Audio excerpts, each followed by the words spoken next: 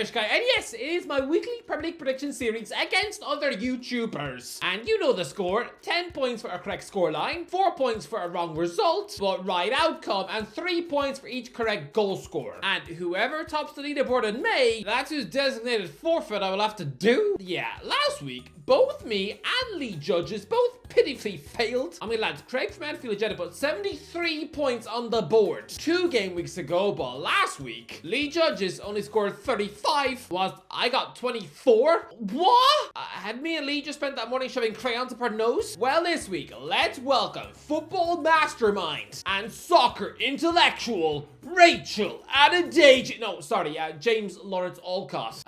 Okay, James, come on, let's see what forfeit you've got up your sleeve for me. Right, my forfeit for you, if I win, is for you to do a video and begin that video with a England shirt with Declan Rice on the back, and I want you to kiss both the badge and the name on the back before you do anything in that video.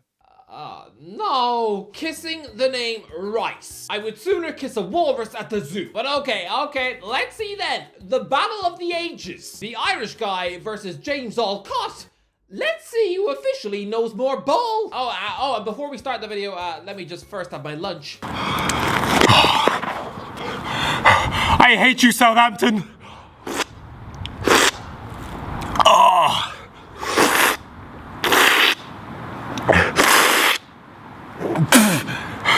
It tastes disgusting. Right, let's go. West Ham versus Chelsea. Right, Mr. Guy of Irish descent, let's do this. We're going to begin with the 12:30. That's West Ham versus Chelsea. Now, I smell a draw. Interesting, James. This man smells a draw. I smell nothing but rotten yogurt and what stinks of a dead cat. I really need to clean up in here. I think it'll be 1-1, and I think that Jared Bowen will score a goal. He's a bit of a live wire. I think he'll find the goods there. Chelsea, there's only one man. Cole Palmer doing what he does best. Scoring a goal. May well be a penalty as well, if you want a bit of extra depth there. Well, lads, I realise that Enzo Maresca has been quietly picking up points in his first few games as Chelsea boss. But am I the only one who still has faith in him to implode like the Joker sequel? Lads, it's a musical with Lady Gaga. We all know it's going to be awful. But lads, honestly, by Halloween, this skinny egg is going to be so out of his depth, he might as well sit in the dugout wearing water wings. Whilst West Ham have surprisingly started the season slowly. I mean, for a team who spent a fortune during the summer, as well as hiring a former Real Madrid manager, who have taken just 4 points from an available 12. Make no mistake about it, you will have die-hard Hammers fans weighing up whether or not it's time to start throwing chicken nuggets at Lopetegui's car. This start is absolutely not good enough, but this is where the Hammer season starts. West Ham 2, Chelsea 1, with goals from Jared Bowen, Jadon Sancho, and a winning wonder goal from Silencio Somerville. Lads, I'm a brave man to be tipping the Hammers to win, considering Chelsea literally battered them 5-0 in May. But I'm telling you, Lopetegui is going to tactically peel Enzo like a banana. It's weird, both these guys have won the Europa League with Sevilla. Although Lopetegui's is a bit different, because he managed to tactically see off a European giant and powerhouse like Inter Milan in the final. That sounds like a cool story to tell the grandkids. But Maresca, he scored 2 goals in the final against Middlesbrough, and then just beat Espanyol in the final a year later on penalties. That doesn't sound as heroic. I mean, trying to brag about wriggling past a Lee Cattermole, it's a bit like boasting to your mates down the pub that you scored a kiss off your grandma. So, Aston Villa versus Wolves. Aston Villa Wolves, I'm going to go for Villa here. 2-0 victory. We'll give 1 to Watkins, and we'll give 1 to Ramsey. Goal's been coming. It's on its way. Ramsey. Okay, James, you're going for a 2-0 win and also predicting an Ollie Watkins goal. Lads, this feels weird. Me sharing a channel with James? Boy, this one takes me back. I wonder how the other one's doing.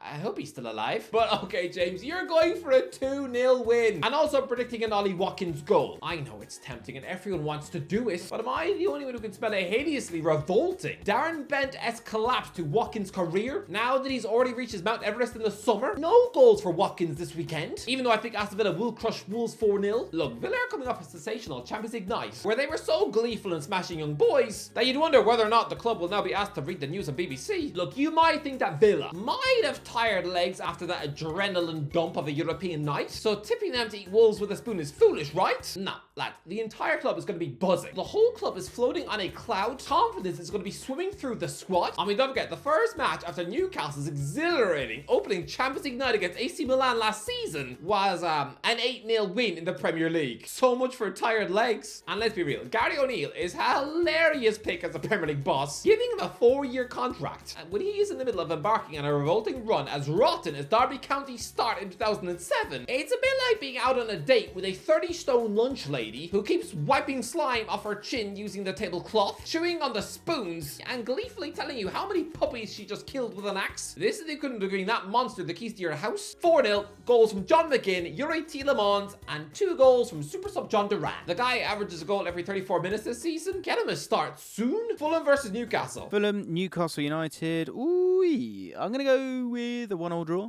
in the black and white team derby. And Emil Smith-Rowe has been fantastic recently. Do you know who's been getting on the other stuff as well? Adama Traore. So I'm going to go with Adama Traore actually to get the goal.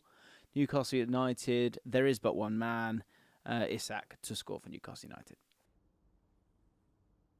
Newcastle win. This should not be a game you have to think about. What are you thinking about? Obviously, Newcastle are going to beat Fulham. They have done so in the last 6 meetings. And it gets worse for Fulham. The Magpies used to make it a regular habit of getting beaten at Craven Cottage. Between November 2001 and August 2016, Newcastle lost 9 of their 12 trips to Fulham. Price of one of them was a 5-2 battering when the Magpies were actually trying to qualify for the Champions League. But since then, Newcastle have travelled to the Cottage 5 times and won 5 times by an aggregate score of Fulham 1, Newcastle United 13. Marco Silva has not had a win over Newcastle in 7 years since Watford left St James's Park with a 3-0 win in November 2017. This is a man who no longer understands how to beat this club. His efforts are now about as feeble as a gerbil sneeze. So again, 1-0 Newcastle win with Anthony Gordon getting back on the score sheet. And I promise you lads, I've never been more certain of a Magpies win in my life. And to prove it, if Eddie Howe's boys do not leave Craven Cottage with a victory, then I will dunk a bucket of mud over my face. Leicester versus Everton.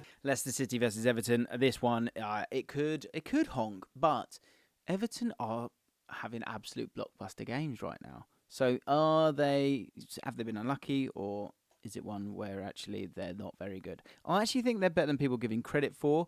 I think they might even pinch this one. I'm going to go with they can't not concede. So Leicester City 1.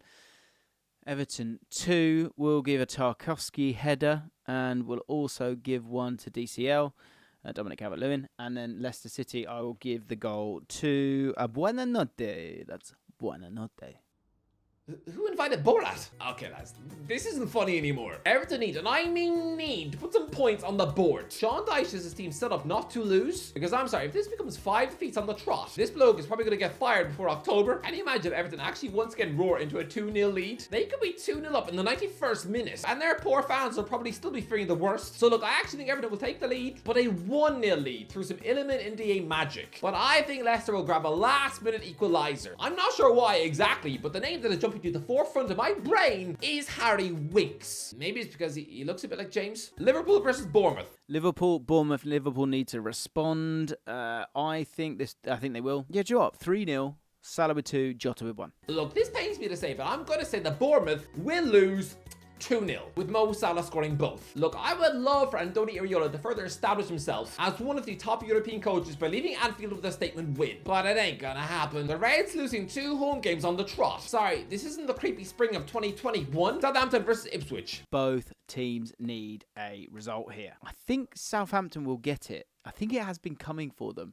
I think it'll be tight. I think it'll be a 1-0 win. Armstrong to get the winner, maybe a penalty in a tough and tense game. Yeah.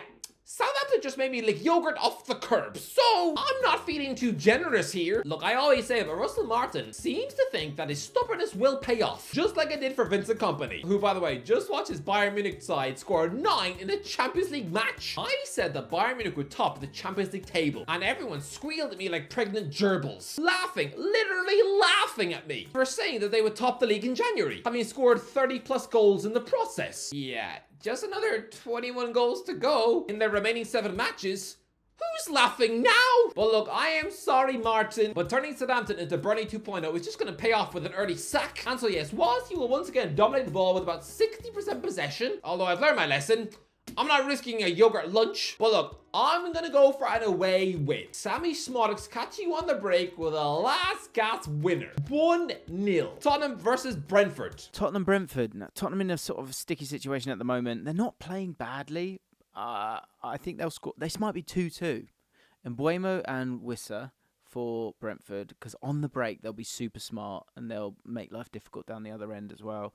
Tottenham will get their 2 goals. One will be Son, one will be Solanke to get a goal. I want him to do well. Look, Spurs might feel like they're in a bit of a rut right now after a already stodgy start of the season, but no, Tottenham fans, they know what a terrible start of the season feels like. Remember back in 2008, when despite having a star-studded squad packed to the brim with the likes of Gareth Bale, Luka Modric, Giovanni Dos Santos, David Bentley, Ledley King, Jonathan Woodgate, Kevin Prince Boateng, Darren Bent, Adel Taarabt. I'm just mentioning Taarabt to be nice to James. Yeah, that team still only took 2 points from an available 24. This isn't even close to that hideous a start, and so yeah, I still think they will grind out a close 2-1 home win. Ewan Wissa with the Brentford goal before Son Heung-min levels it up, and then Brennan Johnson scores a late winner. Crystal Palace versus Man United. Crystal Palace versus Man United. I saw Crystal Palace this week. They beat my beloved Queen's Park Rangers, and do you know one person who's like sort of a bit ghostly?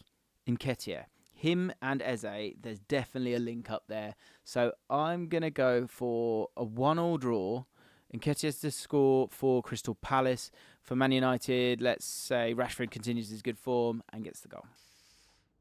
Look, Manchester United have made potential easy routine stadiums scary places to visit now. Selhurst Park is the latest one. Why used to be such a formulaic, easy ground for this giant club to get 3 points at? Oh, it now boasts the scary, traumatic ghost of last season. After Palace thumped them 4-0, the previous trip was a frustrating 1-1 draw after Michael Olise thumped in a sensational last-minute free kick. Before that was a 1-0 defeat. Before that was a 0-0 draw. The last time Manchester United actually won at Selhurst Park in front of fans, so the summer of 2020 doesn't count, it was February 2019. It's so long ago that Ashley Young was scoring for Manchester United that day. Someone who wants to get it is probably going to box on Misfits next year. But you know what? I think Man United will grind out a 1-0 win. They'll be defensively strong. Another man of the match display from Matthijs de Ligt at the back. And come on, after winning 7 in the midweek, then surely these players now have enough confidence to actually win at Selhurst Park. I'm going to go for a Joshua Zirkzee tap-in winner. Come on, Man United. Surely you've got enough about you to win away at Crystal Palace. Come on, I'm not exactly asking Ten Hag to wrestle tigers on top of a volcano. Just beat Palace. It ain't that hard. Brighton versus Nottingham Forest. Brighton versus Nottingham Forest. I'm going to go for a 1-1 draw here.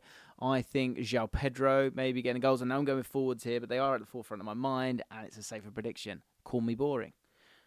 Nottingham Forest, he's done well for me in FPL. Chris Wood to score the goal.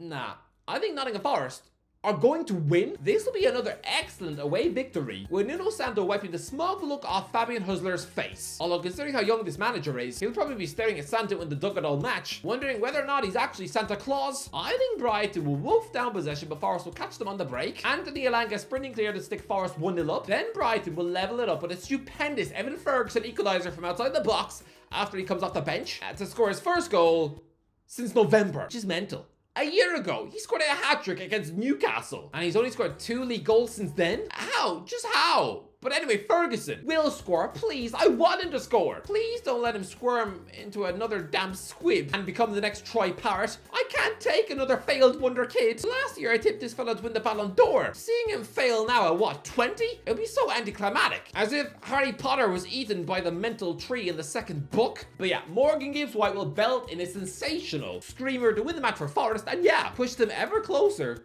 to the Champions League spots. Man City versus Arsenal. Okay, bit rogue here, right? I think it's gonna be an absolute stinker of a game. I think it'll be absolutely disgusting. I think you're gonna want to vomit.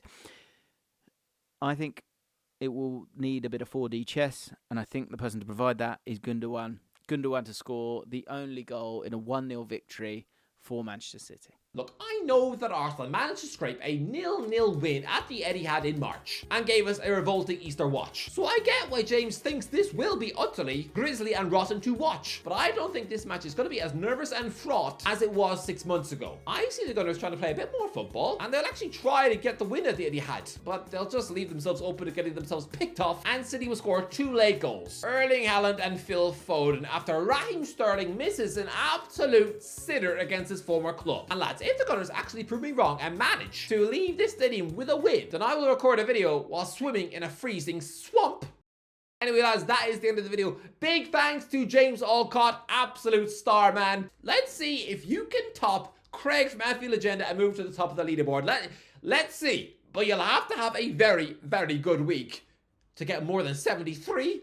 But listen, great fella James. Go check out his stuff. Incredible, incredible man. Anyway, that is the end of the video. Let me know what YouTuber do you want to see me challenge next week. Let me know in the comments if you enjoyed the video. Don't forget to go like, share, and subscribe as always. I'll talk to you in a while.